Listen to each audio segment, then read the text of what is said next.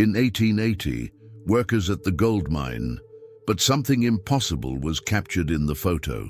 In 1880, deep in the mountains of California, a group of exhausted gold miners posed for what should have been an ordinary photograph. Covered in dust and sweat, after another grueling day underground, they had no idea that this single image would become one of the most disturbing mysteries in American history. Because decades later, when researchers examined the photograph more closely, they discovered something that shouldn't be there. A figure standing in the shadows, watching from the depths of the mine. A presence that defies explanation and raises a chilling question. What really happened in those forgotten tunnels? If you're already enjoying this type of content, don't forget to leave a like. It really helps the channel grow. And before we dive into this mystery, I want to let you know about my other channel, where I'm developing similar content. Check it out in the description below. The year was 1880, and the California gold rush had transformed the American West into a landscape of desperate dreams and broken promises. While the initial frenzy of 1849 had long passed, smaller mining operations still dotted the Sierra Nevada mountains, each one hoping to strike the vein of gold that would change everything.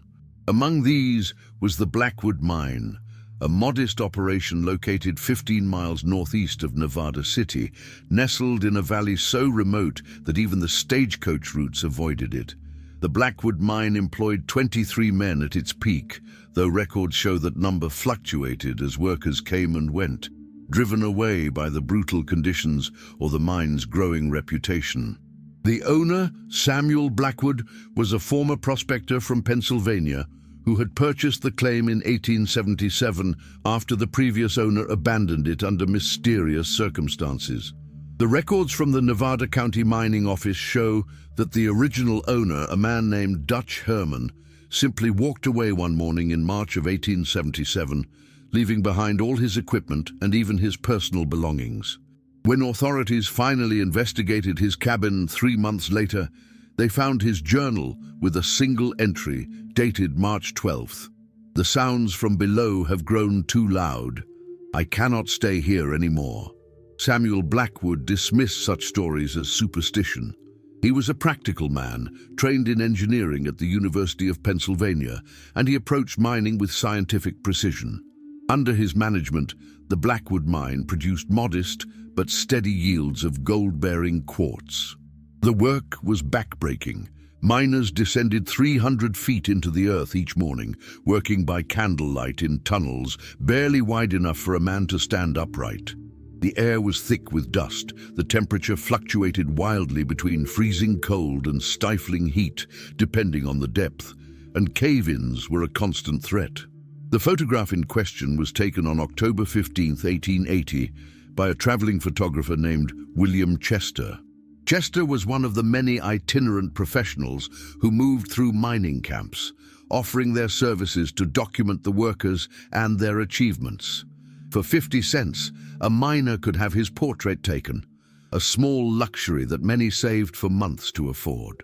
These photographs were often the only images families back east would ever see of their sons, brothers, and fathers who had ventured west seeking fortune.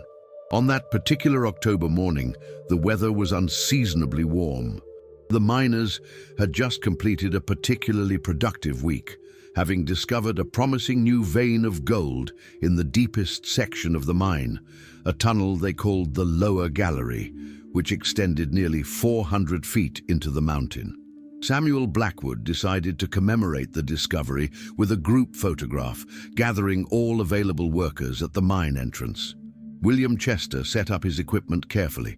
Photography in 1880 was a complex process requiring a large format camera mounted on a heavy wooden tripod, glass plates coated with light-sensitive chemicals, and exposure times of several seconds.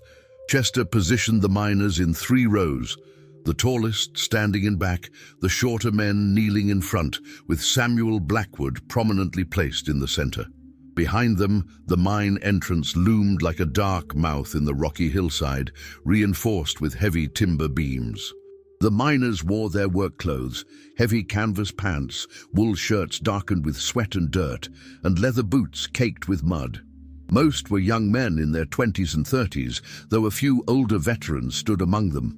Their faces showed the weariness of hard labor, sunken eyes, gaunt cheeks, and the premature aging that came from breathing rock dust and working in perpetual darkness. Several held pickaxes or shovels, tools of their trade that had become extensions of their bodies. Chester instructed them to remain perfectly still.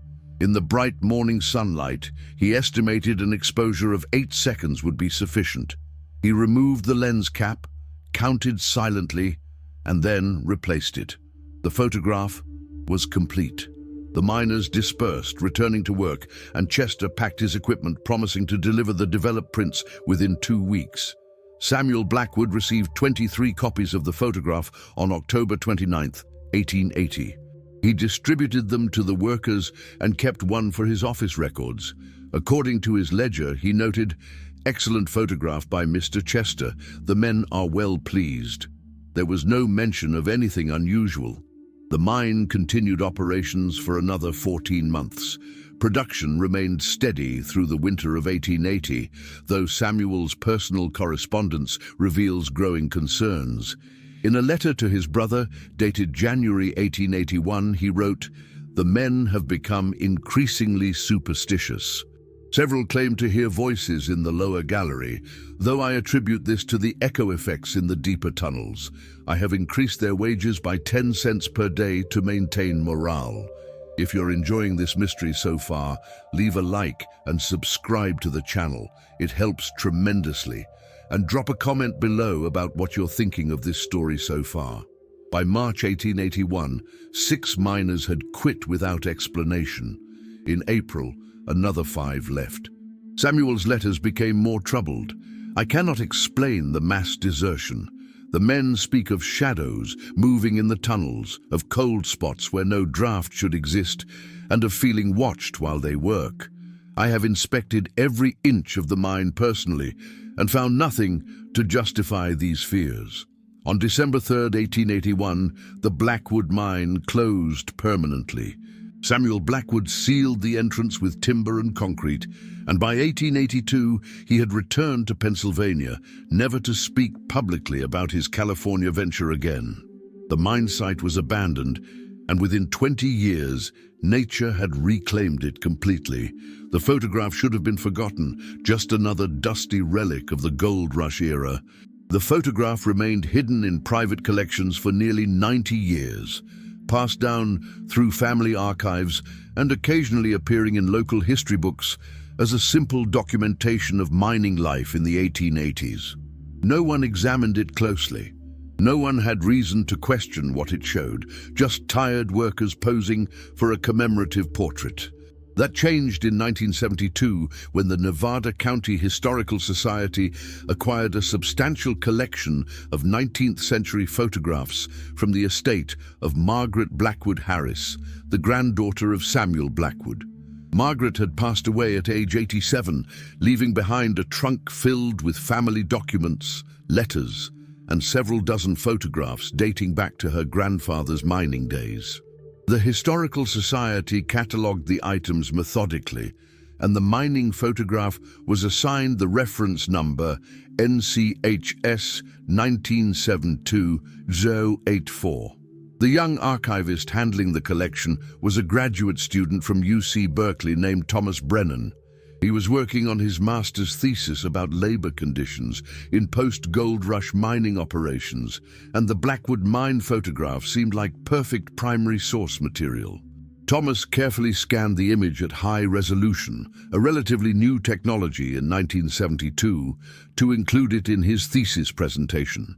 It was while adjusting the digital contrast on his computer screen that Thomas first noticed something odd. In the background, deep within the mine entrance behind the posed workers, there appeared to be another figure. At normal viewing distance, the mine entrance looked like a simple, dark opening. But when enhanced digitally, the shadows revealed a distinct human shape, standing approximately 30 feet back in the tunnel. Thomas initially assumed it was simply another miner who'd been too far back to be properly captured in the exposure. But as he examined the figure more closely, several disturbing details emerged. First, the figure appeared to be facing the camera directly, while all the posed miners were looking at the photographer. Second, the figure's proportions seemed slightly wrong. The head appeared unusually large, and the body unnaturally thin. Third, and most unsettling, the figure appeared to be completely motionless, in a way that suggested it had been standing there for the entire 8-second exposure, yet no one in the foreground acknowledged its presence.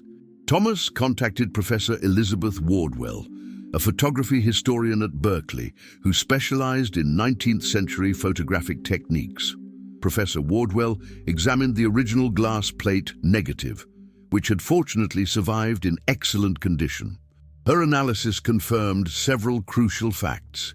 The image was authentic and unaltered, the negative showed no signs of double exposure or manipulation, and the figure in the background was indeed captured during the original exposure in 1880.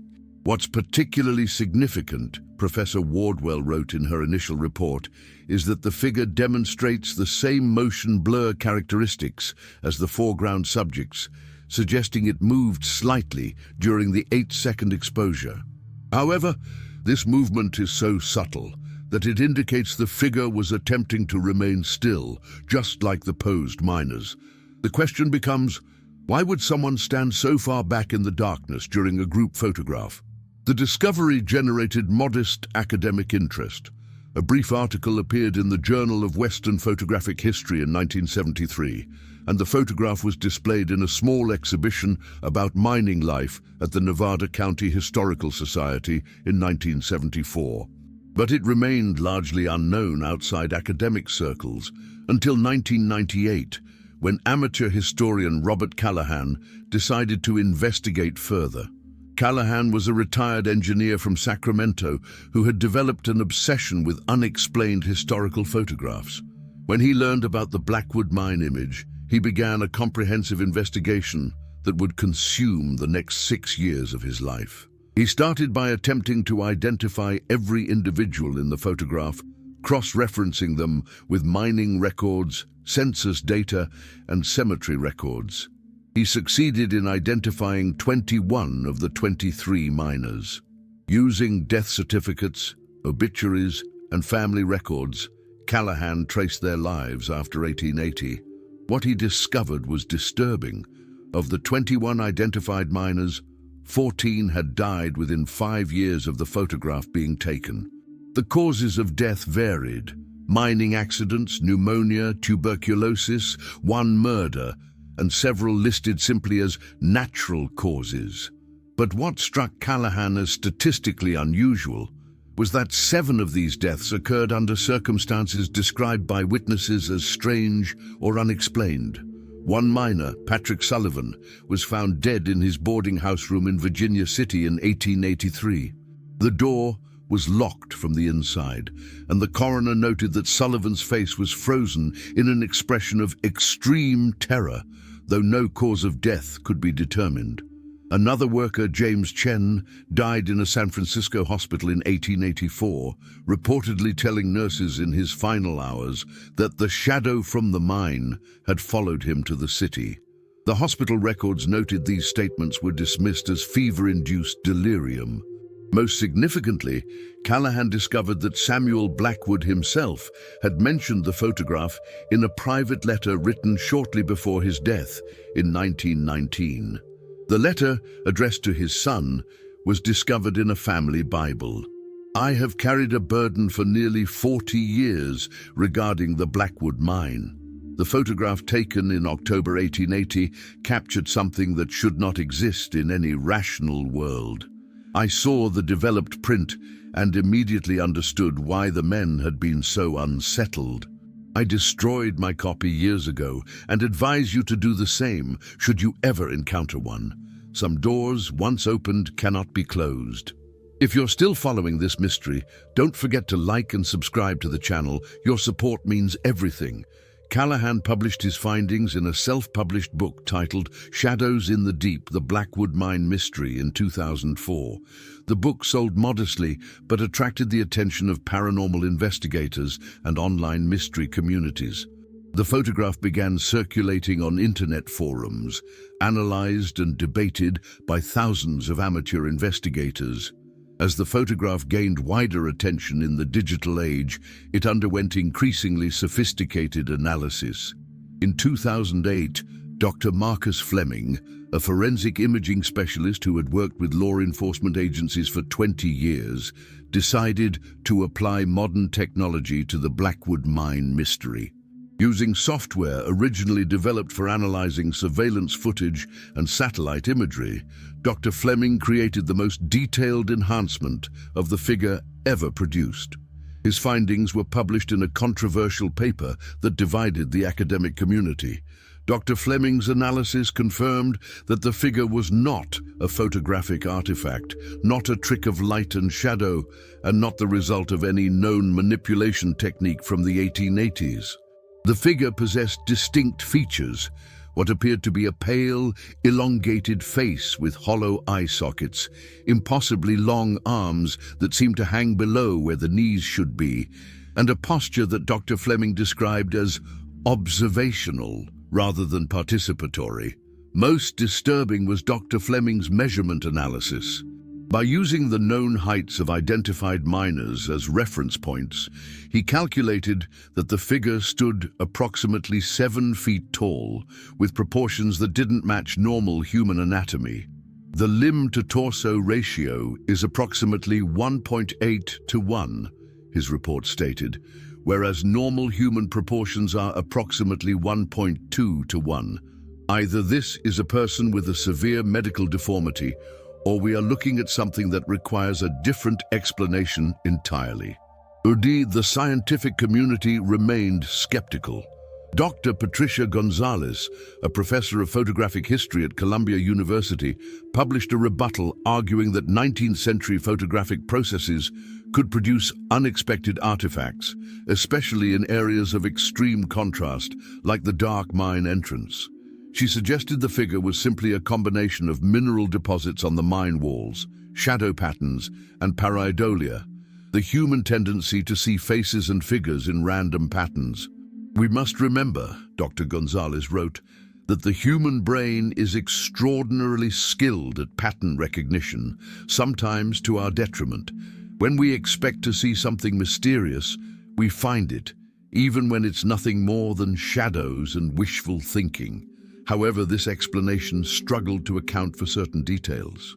Several independent analysts noted that the figure appeared to cast its own shadow on the mine wall behind it, suggesting it was a three-dimensional object rather than a pattern on the rock surface.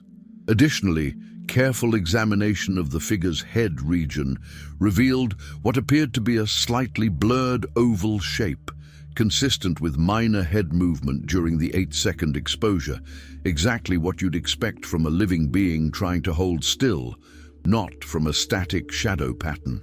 In 2015, a team of researchers from MIT's Media Lab applied artificial intelligence to the photograph, using machine learning algorithms trained on thousands of 19th century photographs to identify anomalies.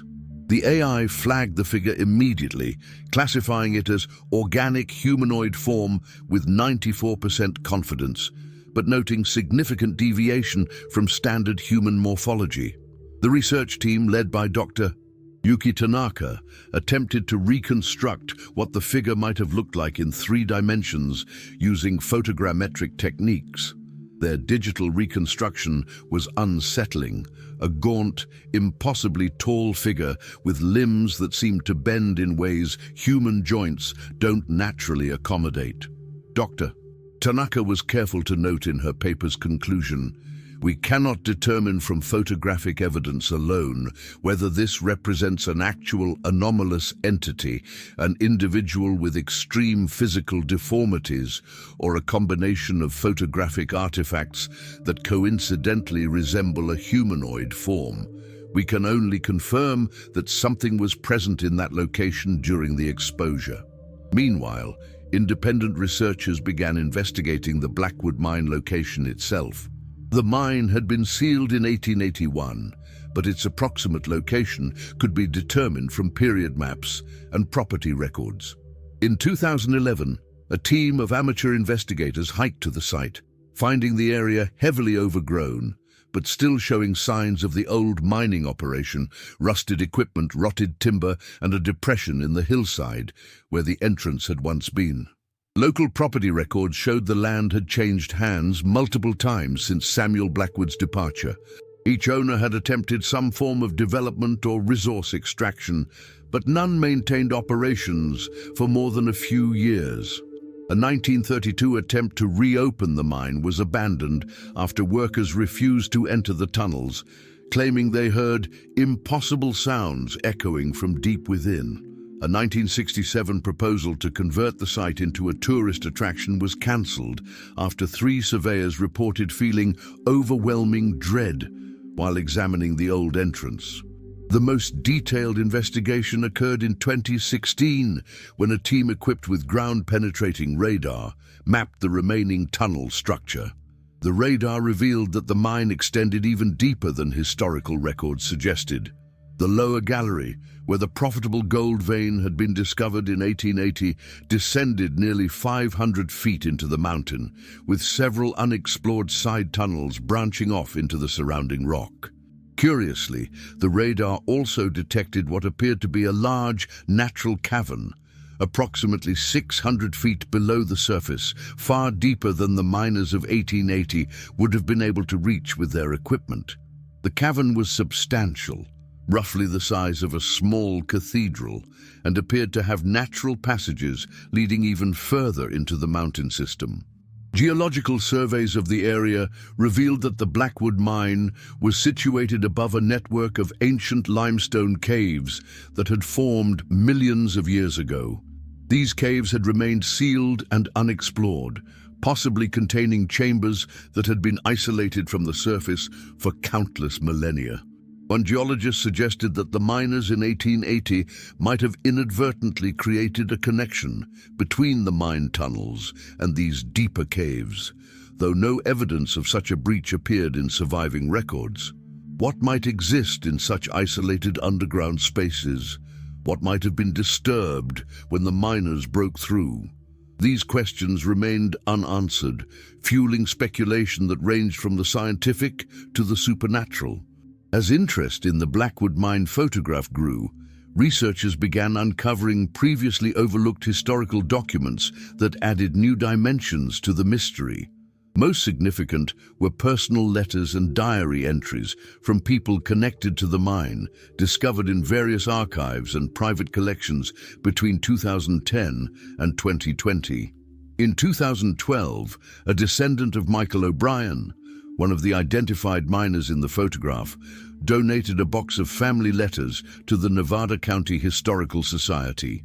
Among them was a letter O'Brien had written to his sister in Boston, dated November 1880, just 1 month after the photograph was taken. The letter had never been sent. It was found among his possessions after his death in a mining accident in 1882. "Dear Catherine," the letter began, "I write to you in hope that putting these words to paper will ease my troubled mind. I fear I am becoming like the superstitious fools I once mocked. Last month, a photographer came to take our picture at the mine entrance. We all stood together in the morning sun, pleased to have our image captured. But Catherine, when the photograph was developed and I saw my copy, I noticed something that has haunted my sleep ever since. Deep in the mine entrance, far behind where we stood, there is a figure. I showed it to several of my fellow workers, and they saw it too. None of us can explain it because we all swear no one else was present that morning." The letter continued, "What troubles me most is that I recognize something about that figure. In the deeper tunnels, especially in the lower gallery, I have sometimes had the sensation of being watched. Twice now I have glimpsed something moving in the darkness beyond my candlelight, something tall and thin that retreats when I approach. The other men feel it too, though most won't speak of it openly. They call it the Watcher, and there is a growing belief among the workers that it has always been here in these mountains, long before we came digging for gold.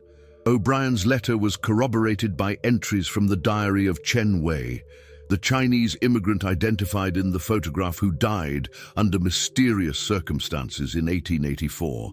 Chen's diary, written in Cantonese and translated in 2018, contained even more disturbing details.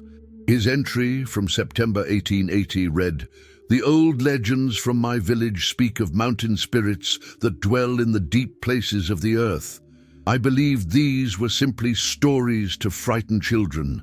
Now I am not certain. In the deepest tunnel, where the air grows cold and still, there is a presence that watches us work. It does not wish us harm, I think, but neither does it wish us to remain. It is patient, and it is old, older than human memory." In October 1880, shortly after the photograph was taken, Chen wrote, "The photograph has captured what we all sense but cannot see in the darkness. Now there is proof that we do not work alone in these tunnels. Some of the men want to abandon the mine. Samuel Blackwood dismisses their concerns, but I see fear in his eyes when he thinks no one is looking. Whatever dwells here, it has allowed us to take its gold, but I wonder what price we will ultimately pay for this intrusion." Perhaps most chilling were the documents discovered in 2019 in the archives of the Nevada County Sheriff's Office. Following the mine's closure in 1881, several incidents were reported involving former Blackwood mine workers. In March 1882, a miner named Thomas Hendricks was arrested for disturbing the peace in Nevada City. The sheriff's report noted, "Subject was found at midnight attempting to seal the entrance to an old mine shaft with rocks and debris. When questioned, subject claimed he was closing the door to prevent it from following the workers home. Subject appeared genuinely terrified and was deemed mentally unfit for trial, remanded to state care." Another report from July 1883 described an incident involving 3 former mine workers who were discovered attempting to burn down a warehouse where mining equipment from the Blackwood mine had been stored. When arrested, one of the men reportedly said, "Everything that came out of that mine is tainted. The tools, the gold, even the photographs, they all carry something back with them. It follows those who disturbed its home."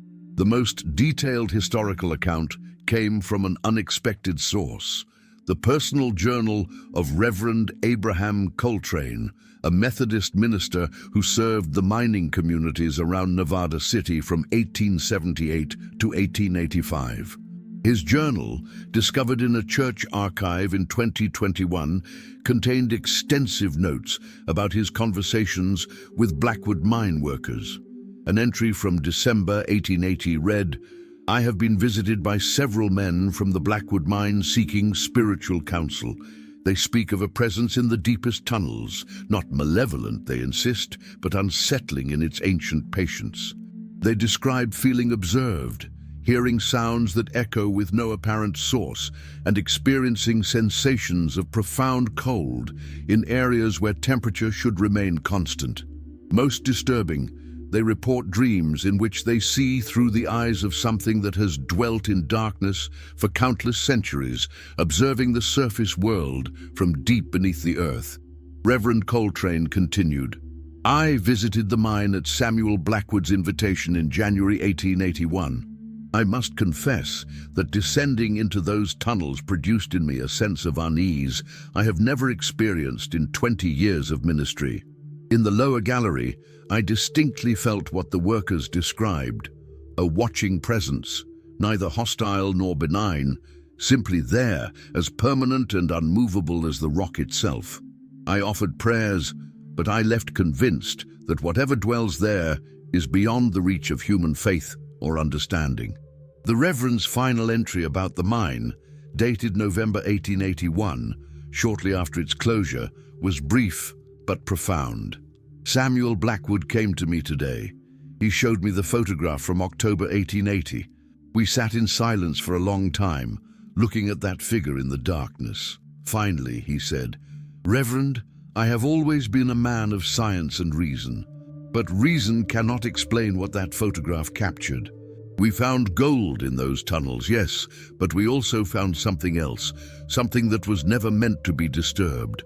The mine is sealed now, but I fear what we awakened will not remain contained forever. I could offer him no words of comfort, for I feared he was right. Today, more than 140 years after William Chester captured that fateful photograph, the Blackwood mine mystery remains unsolved and perhaps unsolvable. The photograph itself has been analyzed by every available scientific method: spectral imaging, computer enhancement, artificial intelligence pattern recognition, forensic reconstruction, and each analysis confirms the same unsettling facts. Something was present in that mine entrance, something was captured on film, and that something defies easy explanation. The original glass plate negative now resides in a climate-controlled vault at the Nevada County Historical Society, where it continues to draw researchers, skeptics, and believers. High-resolution digital copies have circulated widely online, spawning countless theories, debates, and investigations. Yet for all the attention, for all the technological analysis, the fundamental question remains unanswered. What is that figure in the darkness? Skeptics maintain their position that the figure is nothing more than a combination of shadows, mineral deposits, and human psychology, our tendency to find patterns and meaning where none exists. They point out that 19th century mines were dangerous, psychologically taxing environments where exhausted workers laboring in near-total darkness might easily develop shared delusions. The testimonies of the miners, they argue, reflect the superstitious mindset of that era rather than any objective reality. Dr. Patricia Gonzalez, who has remained one of the photograph's most prominent skeptics, stated in a 2023 interview, "We must apply Occam's razor here. What is more likely, that this photograph captured evidence of something unknown to science, or that a combination of photographic artifacts, psychological suggestion, and historical embellishment has created a mystery where none actually exists? I choose rational explanation over supernatural speculation." Yet even skeptics struggle to explain certain details. The figure's apparent shadow, the consistency of testimonies from unconnected sources, the statistical anomaly of deaths among the photographed miners, and Samuel Blackwood's own documented fear, these elements resist simple dismissal. The testimonies span decades and come from people with no apparent connection to each other, yet they describe remarkably similar experiences. Believers in the paranormal interpretation point to the broader context of mining folklore. Throughout history and across cultures, miners have reported encounters with entities dwelling in deep places: the knockers of Cornish mines, the Tommyknockers of American mining camps, the Wichtlein of German folklore. These beings are consistently described as ancient presences that predate human intrusion into their subterranean realm. Perhaps, suggests paranormal researcher Dr. James Whitmore, the Blackwood mine photograph represents the only successful capture on film of something that has existed in human folklore for millennia. The miners didn't imagine this presence, they documented it. The photograph is evidence, clear and undeniable, that our understanding of what inhabits the deep places of the earth remains incomplete. A third interpretation has emerged in recent years, one that straddles the line between skepticism and belief. Some researchers suggest that the figure might have been a real person, someone living in the caves connected to the mine, perhaps suffering from physical deformities or medical conditions that would explain the unusual proportions. Historical records do document cases of people living in isolation in remote areas, sometimes by choice, sometimes due to diseases like gigantism or acromegaly that cause dramatic changes in appearance. This theory raises its own disturbing questions. If someone was living in those caves in 1880, who were they? How did they survive in the darkness? Why did they remain hidden? And what happened to them after the mine was sealed? The theory might explain the figure in the photograph, but it does nothing to diminish the mystery. It simply changes the nature of the questions we ask. The physical site of the Blackwood mine remains sealed and largely inaccessible. Modern safety regulations and liability concerns make any serious archaeological investigation prohibitively expensive and legally complex. The land is currently owned by a private timber company that has shown no interest in permitting exploration. Several proposals for scientific investigation have been submitted over the years, but none have received funding or approval.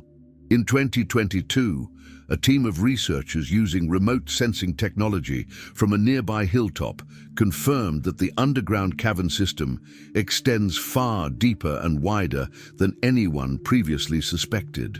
The main cavern detected beneath the old mine site appears to be part of a vast network of interconnected caves that might stretch for miles beneath the Sierra Nevada mountains. What those caves might contain, whether natural formations, archaeological remains, or something else entirely, remains unknown. The photograph continues to generate new interest with each passing year. In 2024, a documentary film titled The Watcher in the Dark, The Blackwood Mine Mystery, brought the story to a wider audience.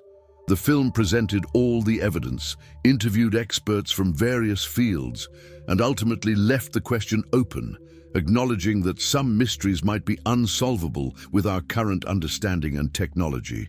For those who study the photograph, who examine the testimonies, who analyze the data, a pattern emerges.